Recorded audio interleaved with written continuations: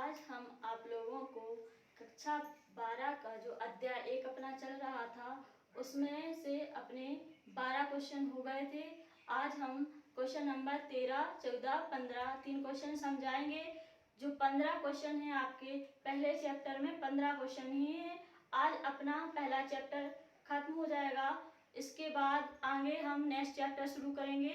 तो आप लोगों को जो 15 क्वेश्चन हैं आप लोगों को सभी फेयर में कंप्लीट करना है और हमें उम्मीद है कि आप लोगों को जो पिछले वीडियो में हमने क्वेश्चन समझाए थे वो अच्छे से समझ में आए होंगे और आप लोगों ने फेयर कंप्लीट कर ली होगी। इसके बाद जो आगे की आज हम आप लोगों को क्वेश्चन समझा रहे हैं वो आप लोग ध्यान से पूरे वीडियो को देखना और अच्छे से समझना। आप लोगों को क्वेश्चन अच्छे से समझ में आएंगे। जो अपना आज जो पहला चैप्टर है वो आज अपना पूरा समाप्त हो जाएगा। इसके बाद अपने पहले चैप्टर में अगर कुछ एक्स्ट्रा क्वेश्चन बचते हैं तो हम बाद में आप लोगों को समझा दिए जाएंगे या बता देंगे।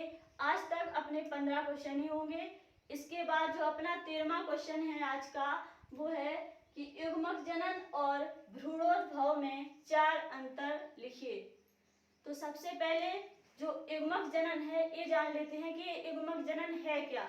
जो युग्मक जनन होता है जब नर और मादा मतलब शुक्राणु और अंडाणु दोनों नर और मादा जननों के अगुणित युग्मकों के निर्माण की क्रिया को क्या कहते हैं? युग्मक जनन।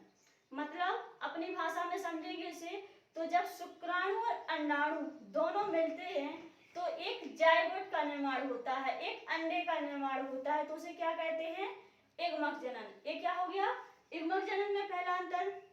इसके बाद जो अपना है भ्रूणोद्भव। तो भ्रूणोद्भव होता है युग्मनज अलग है, युग्मक जनन अलग है। तो जो युग्मनज होता है, युग्मनज से भ्रूण के विकास की प्रक्रिया को क्या कहते हैं?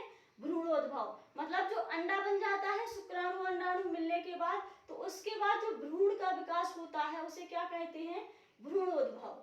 ठीक है, पहला अंतर हो गया अपना कंप्लीट। इसके बाद जो दूसरा अंतर है कि जो युग्मक जनन होता है यह एक कोशिकीय होता है।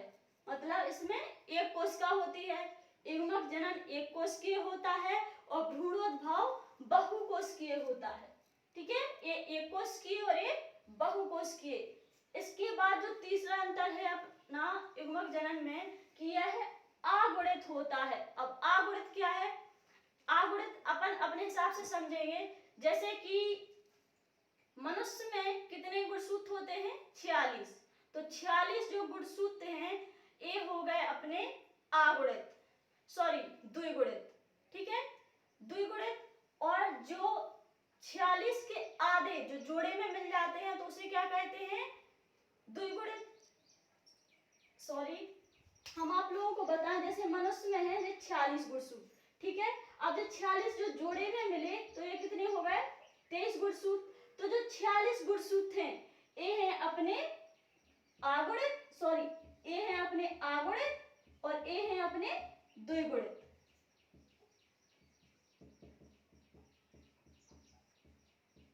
मतलब जो जोड़े में होते हैं एक्स वाई का जोड़ा होता है वो होता है अगुणित और जो पूरे अपने होते हैं पूरे एक्स अलग वाई अलग वो होते हैं अपने द्विगुणित। ठीक है, मतलब जोड़े में है अगुणित और जो पूरे कंप्लीट होते हैं वो कैसे होते हैं? द्विगुणित। तो अपन को समझना है कि जो युग्मक जनन की क्रिया होती है ये कैसी होती है? अगुणित। और जो भ्रूणोद्भव की क्रिया होती है ये कैसी होती है? द्विगुणित। अपने 3 अंतर हो गए।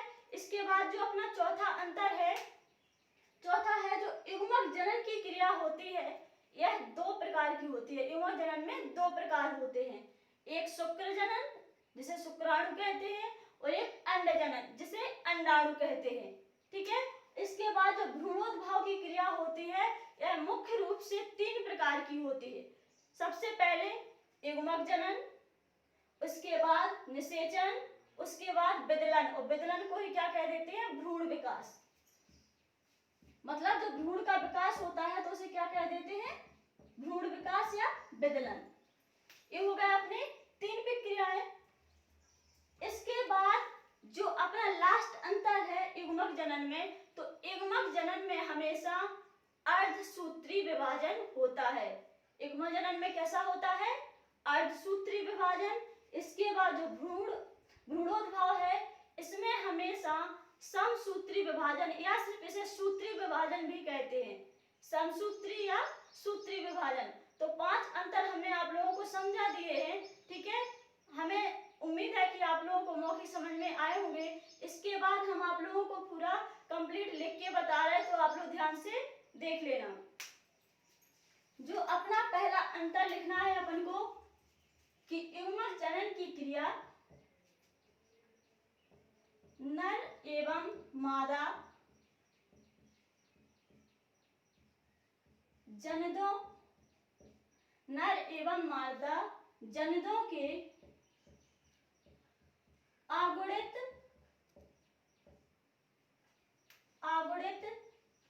जनदों से लिखना है। यहाँ पे नर एवं मादा जनदों से आगुणित युग्मकों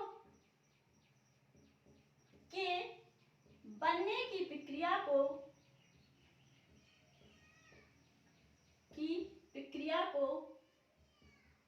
क्या कहते हैं? युग्मक जनन कहते हैं।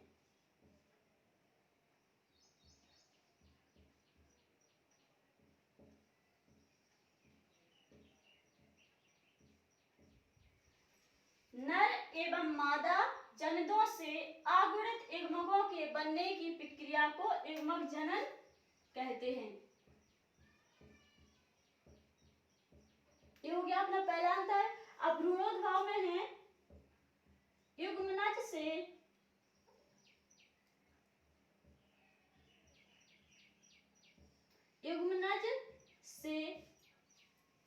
भ्रूण के विकास की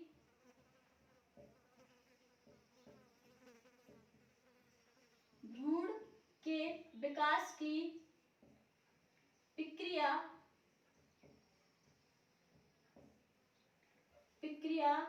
क्या कहलाती है? भ्रूणोद्भव कहलाती है।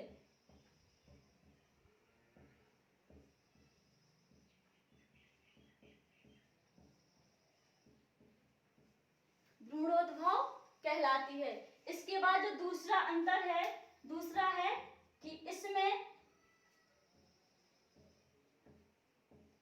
युग्मक आगुणित होते हैं,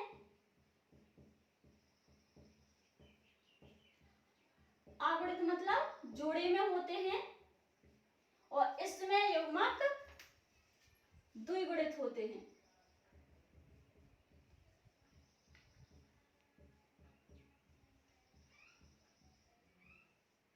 इसमें युग्मक द्विगुणित होते हैं।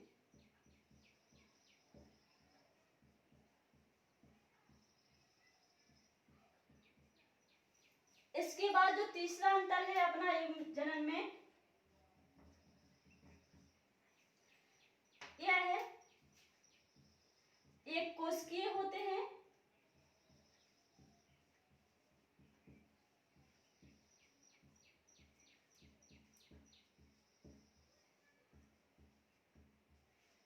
और भ्रूणोद्भव यह है बहुकोशिकीय होते हैं।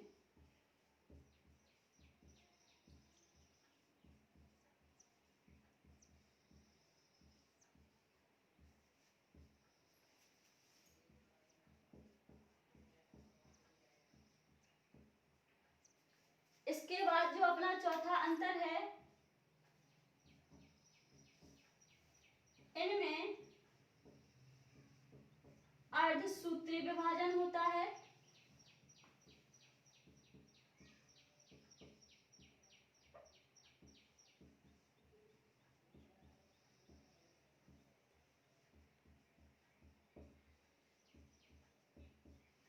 इनमें भ्रूणोद्भव में सूत्री विभाजन होता है।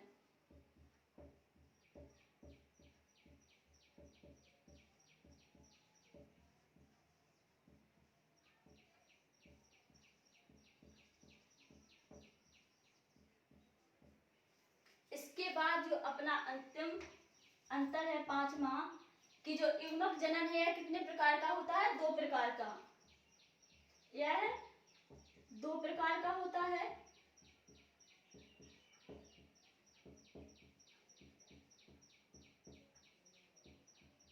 कौन कौन से? पहला जो है शुक्रजनन, दूसरा है अपना अंडजनन।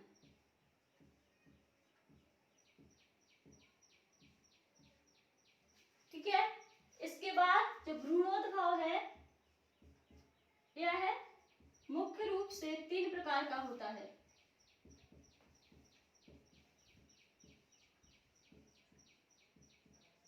तीन प्रकार का होता है।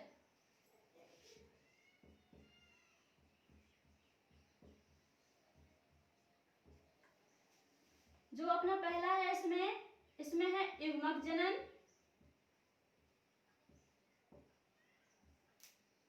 दूसरा है निषेचन,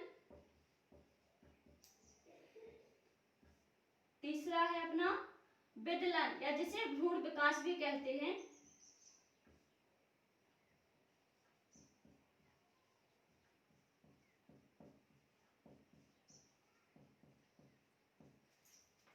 ये हो गए अपने 5 अंतर।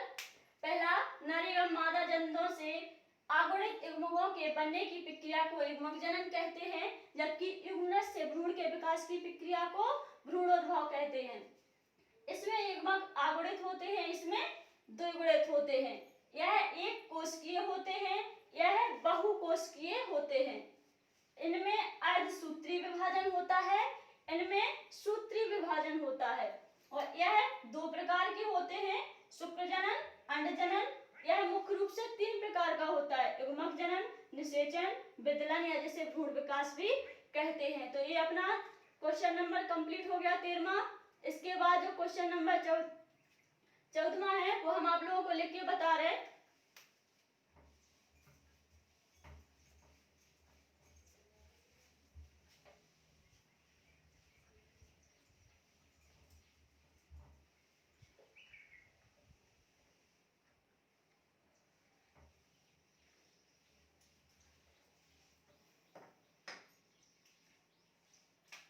क्वेश्चन नंबर 14वां जो है कि चल बीजाणु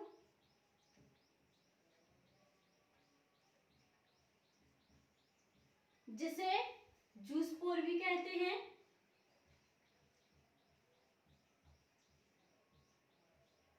तथा युग्मनज जिसे जाइगोट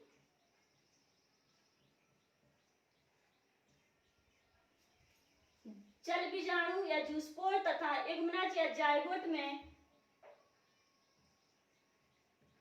कोई 4 अंतर लिखिए। जाइगोट में 4 अंतर लिखिए।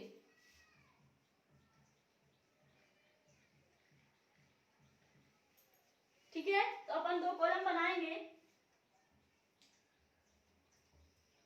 चल बीजाणु, इसके कोष्ठक में लिखेंगे जूसपोर,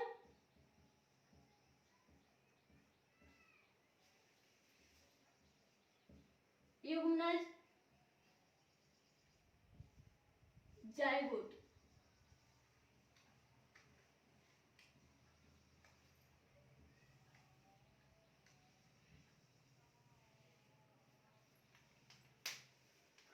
जो चल बीजाणु या जूसपोर है यह एक अलैंगिक क्रिया होती है। कैसी क्रिया होती है? अलैंगिक क्रिया। और हमने आप लोगों को समझाया था कि अलैंगिक क्रिया में हमेशा कितने जनक भाग लेते हैं? सिर्फ एक जनक भाग लेता है। ठीक है, तो सबसे पहले लिखना है कि चल बीजाणु या जूसपोर जो होती है यह अलैंगिक क्रिया होती है, जबकि युग्मनज या जाइगोट ये जो क्रिया होती है ये होती है लैंगिक क्रिया। ये अलैंगिक क्रिया होती है और ये लैंगिक क्रिया होती है। ये पहला अंतर हो गया अपना। इसके बाद जो दूसरा अंतर है कि जो चल बीजाणु या जूसपोर होते हैं तो अलैंगिक क्रिया है, तो इसमें कितने जनक भाग लेंगे? सिर्फ एक जनक भाग लेगा। तो चल बीजाणु में सिर्फ एक जनक भाग लेता है या इसमें सिर्फ एक जनक के लक्षण दिखाई देते हैं। इसके बाद जो युग्मनज है इसमें लैंगिक क्रिया होती है, तो इसमें कितने जनक भाग लेते हैं?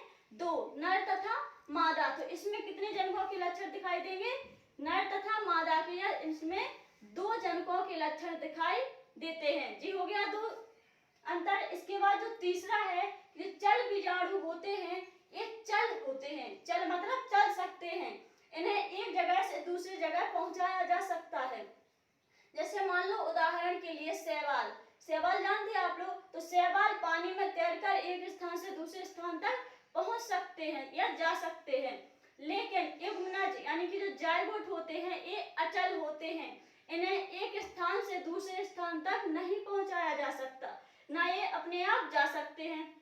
जैसे मान लो मनुष्य ही मान लो, तो मनुष्य के अंदर अगर जायगोट स्थापित हो गया, मतलब मादा के अंदर जायगोट स्थापित हो जाता है, तो ये किसी दूसरे मादा के पास नहीं जा सकता, मतलब दूसरी मादा के गर्भ में स्थापित नहीं कर सकते इसे। अगर किसी मादा के अंदर जायगोट स्थापित हो गया तो वो दूसरी मादा के अंदर जायगोट स्थापित नहीं कर सकते हैं उस जायगोट को। ठीक है, तो ये कैसे होते हैं? अचल होते हैं और ये चल होते हैं। 3 अंतर हो गए। इसके बाद जो चौथा अंतर है अपना, कि चल बीजाणु प्रायः अगुणित होते हैं। चल बीजाणु कैसे होते हैं? अगुणित, मतलब ज्यादातर चल बीजाणु अगुणित होते हैं, इनका विखंडन नहीं कर सकते। ठीक है, इसके बाद जो युग्मनज होते हैं, जायगोट जो होता है ये द्विगुणित होते हैं। ये हमेशा कैसे होते हैं? द्विगुणित ही होते हैं। युग्मनज कैसे होते हैं? हमेशा द्विगुणित होते हैं। ये अगुणित होते हैं और ये द्विगुणित होते हैं। ठीक है, इसके बाद जो अपना लास्ट अंतर है कि जो चल बीजाणु का निर्माण होता है, चल बीजाणु का निर्माण इस सूत्री विभाजन के द्वारा होता है। चल बीजाणु का निर्माण सूत्री विभाजन के द्वारा होता है, लेकिन युग्मनज का निर्माण नर तथा मादा के फलस्वरूप बनने वाले जो युग्मनज है जायगोट उनके द्वारा होता है। मतलब जब नर का शुक्राणु मिलता है और मादा का अंडाणु मिलता है, तो जब दोनों मिलते हैं उसके बाद युग्मनज का निर्माण होता है। ठीक है, मतलब युग्मनज में लिखेंगे कि नर तथा मादा एक जननों के फलस्वरूप या संलयन के फलस्वरूप बनने वाली क्रिया क्या कहलाती है? युग्मनज या जायगोट का निर्माण करती है। आगे समझ में? तो अपन को 5 अंतर लिखना है। इसमें हम आप लोगों को मौखिक समझा दिए हैं, इसके बाद हम आप लोगों को लिख के बता रहे हैं, तो आप लोग नोट करते जाना साथ में। पहला जो अपना है चल बीजाणु में, कि चल बीजाणु में अलैंगिक क्रिया के द्वारा होती है, या चल बीजाणु में अलैंगिक क्रिया होती है। चल बीजाणु में अलैंगिक क्रिया होती है।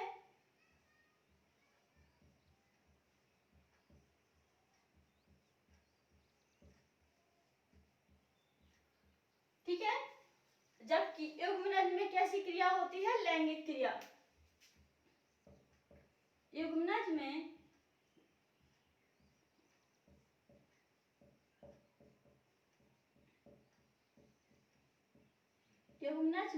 लैंगिक क्रिया होती है।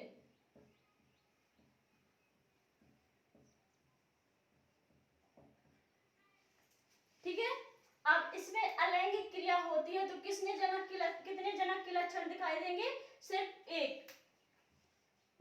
तो इसमें लिखना है, इसमें एक जनक के लक्षण दिखाई देते हैं।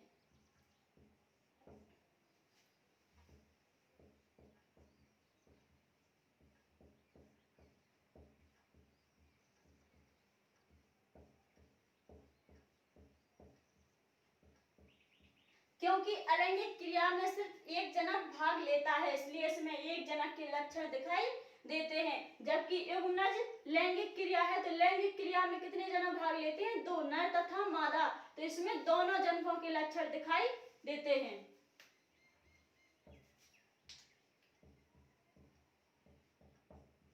इसमें दोनों जनकों के लक्षण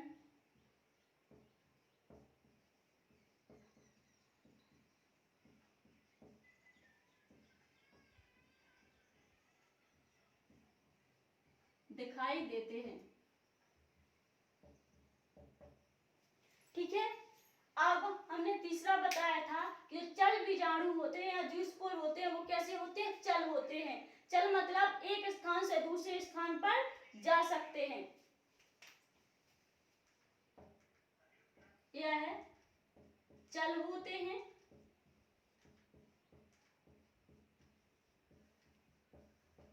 लेकिन जो इग्मनज यानी कि जाइगोट है ये कैसे होते हैं, अचल होते हैं, एक स्थान से दूसरे स्थान पर नहीं जा सकते।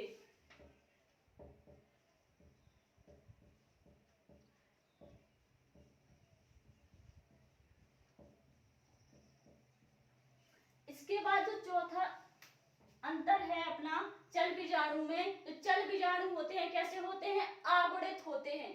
ठीक है, कैसे होते हैं, आगुणित। यह है आगुणित होते हैं।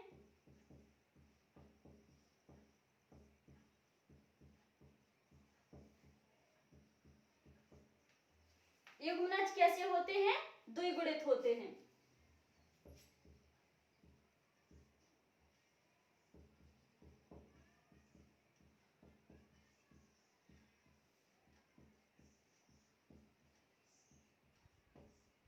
इसके बाद जो अपना लास्ट अंतर है पांचवा कि चल बीजाणु का निर्माण सूत्री विभाजन के द्वारा होता है। चल बीजाणु का निर्माण कैसे होता है, सूत्री विभाजन के द्वारा। चल बीजाणु का निर्माण सूत्री विभाजन के द्वारा होता है।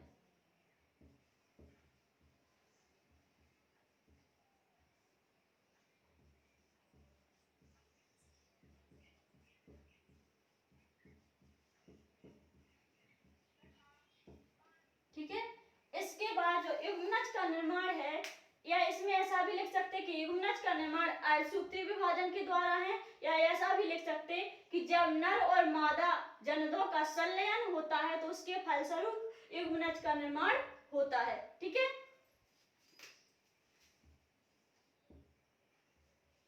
नर तथा मादा जनदों के संलयन के फलस्वरूप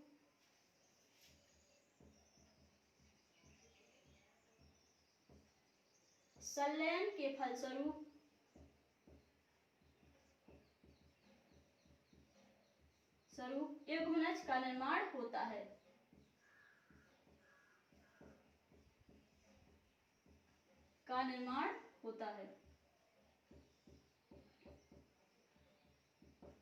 मतलब नर तथा मादा जनदों के, नर का शुक्राणु मादा का अंडाणु जब दोनों मिलते हैं तो क्या बनता है, युग्मनज बनता है। ठीक है, ये हो गया अपने पांच अंतर। हम फिर से पढ़ के बता रहे हैं आप लोगों को। चल बीजाणु में अलैंगिक क्रिया होती है, युग्मनज में लैंगिक क्रिया होती है। इसमें एक जनक के लक्षण दिखाई देते हैं क्योंकि अलैंगिक जनन में सिर्फ एक जनक भाग लेते हैं, और युग्मनज में लैंगिक क्रिया है तो लैंगिक क्रिया में दो जनक नर तथा मादा भाग लेते हैं, तो इसमें दोनों जनकों के लक्षण दिखाई देते हैं। तो तीसरा है कि यह चल होते हैं। चल मतलब एक जगह से दूसरी जगह पर जा सकते हैं, और यह अचल होते हैं, एक जगह से दूसरी जगह पर नहीं जा सकते। इसके बाद यह आगुणित होते हैं और यह द्विगुणित होते हैं।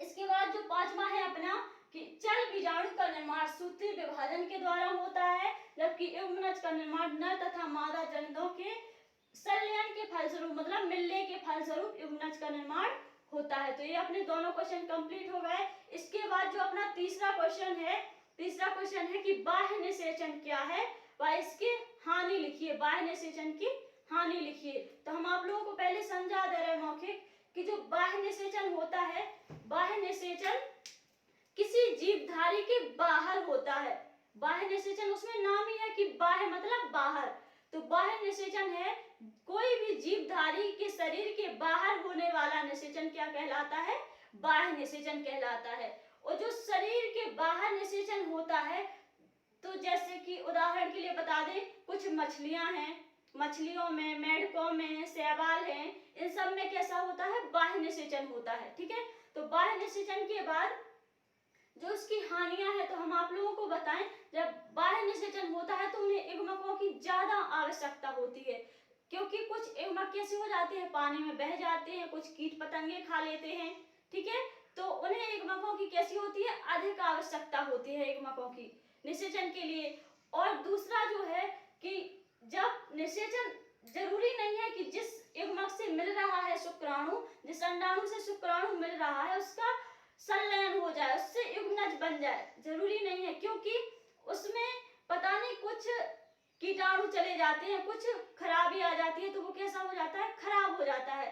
तो इसके लिए उसमें कोई प्रबंध भी नहीं होता, जैसे कि सुरक्षा का प्रबंध नहीं होता है। अंडाणु वितरित किया, मादा जीव ने अंडाणु निकाला, निष्कासित किया, तो क्या पता उसे कौन सा जीव खा जाए या वो पानी में बह के चला जाए, क्या पता, इसलिए उसका सुरक्षा का प्रबंध भी नहीं होता। तो क्या होती है कि जो बाह्य निषेचन होता है, इससे जीवधारी के निषेचन में टाइम लगता है।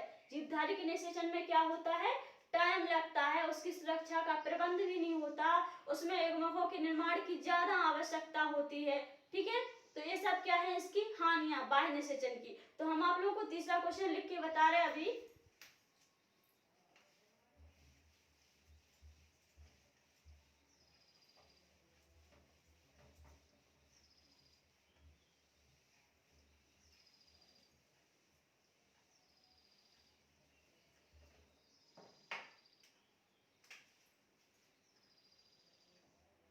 क्वेश्चन है अपना 15वां कि बाह्य निषेचन क्या है। बाह्य निषेचन क्या है,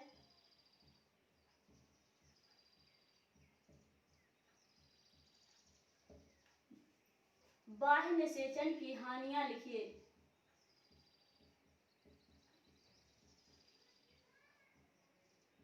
निषेचन की हानियां लिखिए।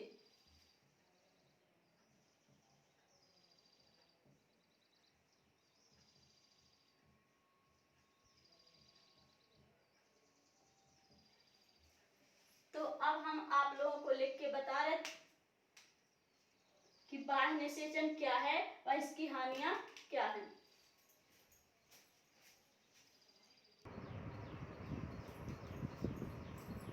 जो अपना अंतिम क्वेश्चन है कि बाह्य निषेचन क्या है, बाह्य निषेचन की हानियां लिखिए। तो हमने आप लोगों को परिभाषा मौखिक बताई है कि जीव शरीर के बाहर जलीय माध्यम में होने वाला,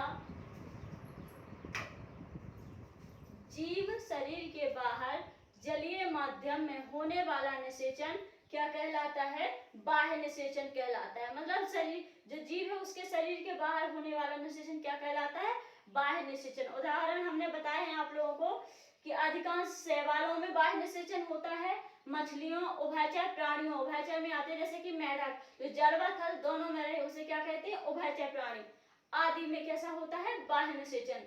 जो बाह्य निषेचन की हानियां हैं, तो बाह्य निषेचन की जो पहली हानि है कि जीवधारियों को अत्यधिक संख्या में युग्मनज का निर्माण करना होता है। मतलब उन्हें अत्यधिक मात्रा में क्या करने होते हैं, जायगोट बनाने होते हैं, ठीक है।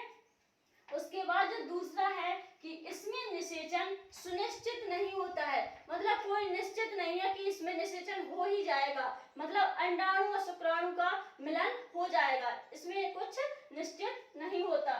तीसरा है संतानें कम संख्या में जीवित रहती हैं। कम संख्या में जीवित क्यों रहती हैं, क्योंकि कुछ जीवाणु खा जाते हैं, कुछ कीट खा जाते हैं, कुछ जो अलग प्रकार के पक्षी होते हैं वो खा जाते हैं। तो कैसे होते हैं, युग्मनज कम बनते हैं, उससे निषेचन भी कम होता है, तो संतानें कैसी होती हैं, कम ही जीवित रहती हैं। इसके बाद जो अपना अंतिम हानि है कि युग्मकों की सुरक्षा का कोई प्रबंध नहीं होता है। अधिकांश युग्मक जल धारा में बह जाते हैं। ये हो गया अपना क्वेश्चन कंप्लीट। अपना अध्याय भी इसी के साथ समाप्त होता है। इसके बाद अगर क्वेश्चन कुछ रह जाएंगे एक्स्ट्रा क्वेश्चन, तो हम आप लोगों को बाद में दूसरे वीडियो में समझा देंगे। अब आप लोगों का जो नेक्स्ट चैप्टर है वो अगले वीडियो से शुरू होगा, कल से। अब आप लोग ध्यान से इस पूरे चैप्टर को पूरा देखना अच्छे से। जिसकी फेयर कंप्लीट नहीं है वो फेयर कंप्लीट कर लेना, और पूरे क्वेश्चन आप लोग अच्छे से समझना, आप लोगों को समझ में आ जाएंगे। आज के जो हमने 3 क्वेश्चन समझाए वो बहुत मोस्ट क्वेश्चन है, परीक्षा की दृष्टि से ज्यादातर पूछे जाते हैं, तो आप लोग सभी अच्छे से पढ़ना इस क्वेश्चनों को ध्यान से।